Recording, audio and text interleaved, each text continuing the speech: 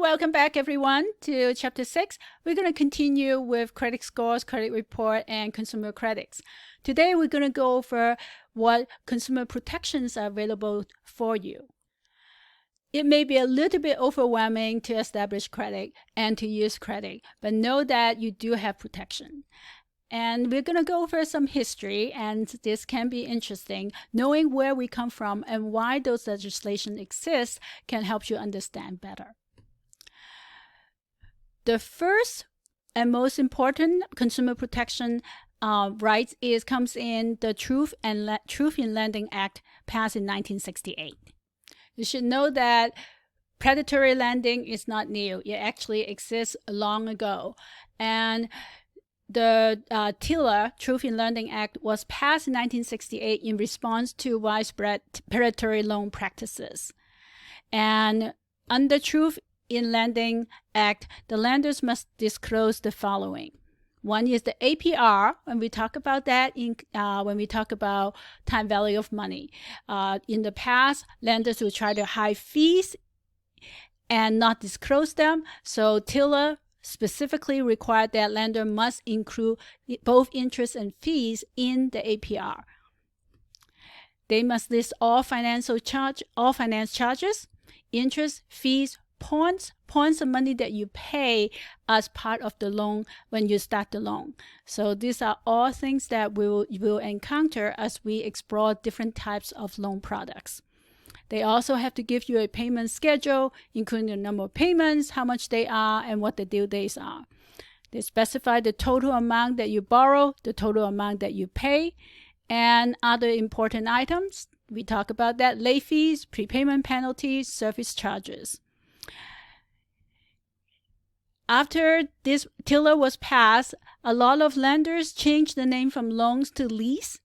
And so the Consumer Protection Act was extended in 1976, so 8 years later, to require the same disclosure to leases. As credit cards become more popular, a new legislation was passed. It's called Fair Credit Billing Act, and this specifically targets credit cards. And this is actually very strong protection for consumers. If you file a dispute with a credit card company, they have to acknowledge it within 30 days. And if their dispute is accepted, then any unauthorized charges is limited to $50. So there is a lot more protection for consumers with credit cards. And in 1977, there's a Fair Debt Collection Act, and this prohibits debt collectors from engaging in unfair, deceptive, or abuse practices. So here are some of those examples. They cannot lie or make threats. They cannot say, if you don't pay, then they can only collect payment using legal means. They cannot tell anybody else that they are collecting debt from you. They can ask, do you live here? Do you work here? They also cannot threaten or harass you or anyone connected to you. They cannot show up to your workplace if you tell them not to. So you do have a lot of rights. You don't have to be afraid of them. The Credit Card Act is called CARD, abbreviated, in 2009.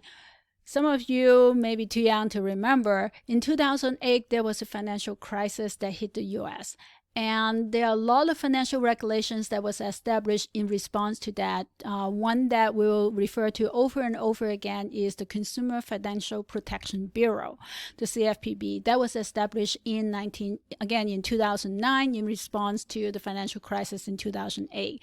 CFPB is the #1 financial protection for consumers. The CARD Act is another one. It targets unfair and deceptive practices by credit card companies, particularly to minors. It limits how often and how high interest rate can increase. It limits how high late payment fees can be, and it protects young adults under 21. Nowadays, young adults under 21, they have to prove that they have their own means of income to pay the card or is co-signed by an adult. if you make only the minimum payment, this act requires the credit company to show that clearly on your bill. And you also will are required to show you how long it will take to pay off the balance if you make only the minimum payment. It also shows you how long it will take to pay off the balance if you make a higher payment. So the idea is to encourage people to pay off their balance, and they show what the total amount is when interest is factored in. So it's all about information disclosure so that consumers can make informed decisions on their own. Your credit report is an important part of your information. The Fair Credit Report Act regulates how and who can use the credit report. You have the right to delete all of the information, and it gives you a free credit report per year. And they have to. The Credit Reporting Bureau are required by this law to correct any errors that you report. Nowadays, you can get your free credit report online quite frequently, more frequently than once per year. It also places limits on who can obtain your credit report without your authorization. Most of the credit report should be for just the past 7 years. So anything older than 7 years should be deleted. Here are some exceptions. If you file for personal bankruptcy, that will stay on your report for up to 10 years. And loan amount greater than $75,000 or insurance greater than $150,000 can stay beyond 7 years. You have permanent access to free credit report per year as of October 2023, and that hasn't changed. This is the website that you should use to obtain your free credit report. Is annualcreditreport.com. Use this link directly. Do not use a search engine because there's a lot of fake sites trying to get your personal information. So do not use any other sites. Do not use search. Make sure you type this in directly. One thing to keep in mind is that credit report is not your credit score. You can get your credit score. They can charge you for score, but most banks and credit card companies offer free credit score anyways. If you happen to become a victim of identity theft, you can place a fraud alert with the Credit Reporting Bureau. And if you find any mistakes, any errors in your credit report, you can file a dispute both with the company. Remember, we have the company name when we talk about the credit report, and also with the reporting bureau. Another important protection for consumer is the Equal Credit Opportunity Act. It protects consumers from discrimination based on your race or color, religion, national origin, sex, including orientation and gender identity, your marital status, age, current and past income from public assistance programs. So this is important. And also past actions exercised in good faith, meaning that if you put in a personal statement saying that I have medical conditions and I did my best to repay my bill. So the Equal Credit Opportunity Act protects not just what we oftentimes think of as protective status. It also protects people who have obtained income from public assistance programs. What can you do if you find yourself in the unfortunate situation that your credit is denied? Here are some of your rights. So under the Equal Credit Opportunity Act, creditors must notify your applicant within 30 days both of their decision and the reason if their credit is denied. The reason must be specific, so this is important. So for example, your income is too low, you have not been working long enough, your credit score is below our requirement. That is specific.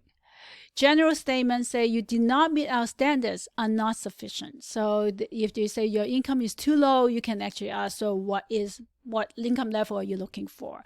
Or your credit score is below our requirement, you can ask, what credit score are you looking for? The creditor must also tell you which credit report bureau they use, so you have a chance to get a free report from the bureau and correct any errors on it.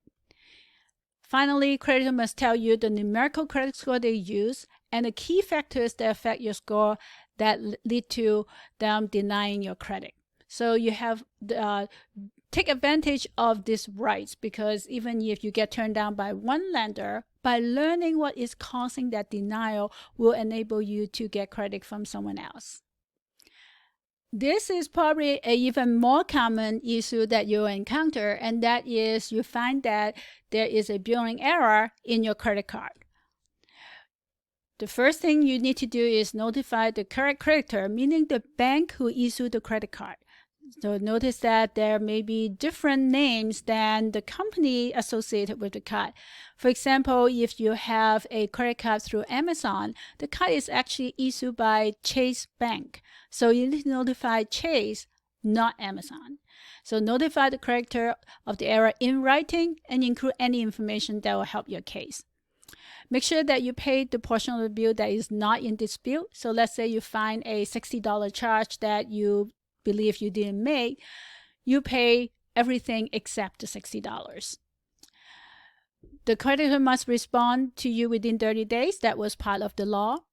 And notice that credit card company has billing periods. So you may have up to 90 days, but you must correct, the credit card company must correct your account or tell you why they turn down your dispute, meaning they think the bill is correct.